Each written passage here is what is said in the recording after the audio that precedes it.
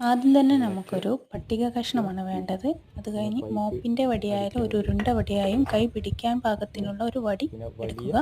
പിന്നെ 2 ക്ലാമ്പ്, പിന്നെ എക്സോ ബ്ലേഡ്, വീതിയുള്ള എക്സോ ബ്ലേഡ് വേണം എടുക്കാൻ.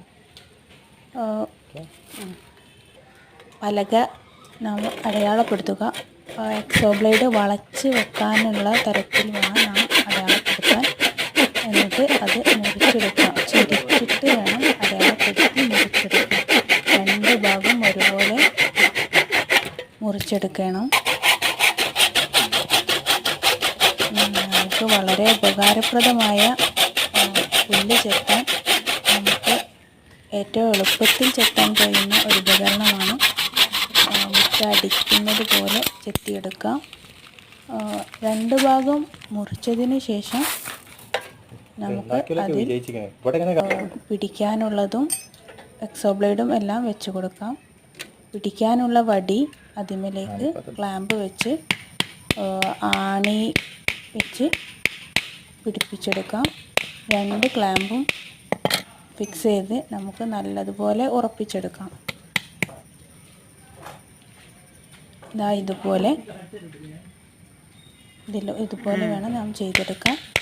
എന്നിട്ട് നമുക്ക് എക്സോ ബ്ലേഡ് ഇതിൻ്റെ ആ ചെരിഞ്ഞ ഭാഗത്ത് നമുക്ക് വീതി കുറഞ്ഞ ഭാഗത്ത് വെച്ച് വളച്ച് ഘടിപ്പിക്കാവുന്നതാണ്. എക്സോ ബ്ലേഡ് അനങ്ങാത്ത രീതിയിൽ വേണം നാം ഘടിപ്പിക്കാൻ. 2 or 3 ആണി വെച്ച് നമുക്ക് അത് വളയാത്ത തക്കം ഘടിപ്പിച്ചെടുക്കാം. നാം ചെത്തുമ്പോൾ വളയുമ്പോൾ നമുക്ക് ചെത്താൻ പ്രയാസമായിരിക്കും. അതുകൊണ്ടാണ് നല്ലതുപോലെ എക്സോ ബ്ലേഡ് ഇളകാത്ത രീതിയിൽ വേണം നാം ഘടിപ്പിക്കാൻ. ഇതുപോലെ നല്ലതുപോലെ ഘടിപ്പിച്ചെടുത്ത് പുല്ല് ചെത്തുന്ന ഉപകരണം റെഡിയായി. ഇനി നമുക്ക് പുല്ല് ചെത്തി നോക്കാം. മുറ്റത്തുള്ള പുല്ലുകൾ നമുക്ക് ഇത് വെച്ച് എക്സോ ബ്ലേഡ് വെച്ച് ചെത്തിയെടുക്കാവുന്നതാണ്. ഇതുപോലെ പെട്ടെന്ന് വരും. ഇങ്ങനെ നമ്മൾ മുറ്റം അടിക്കുന്നത് പോലെ പുല്ല്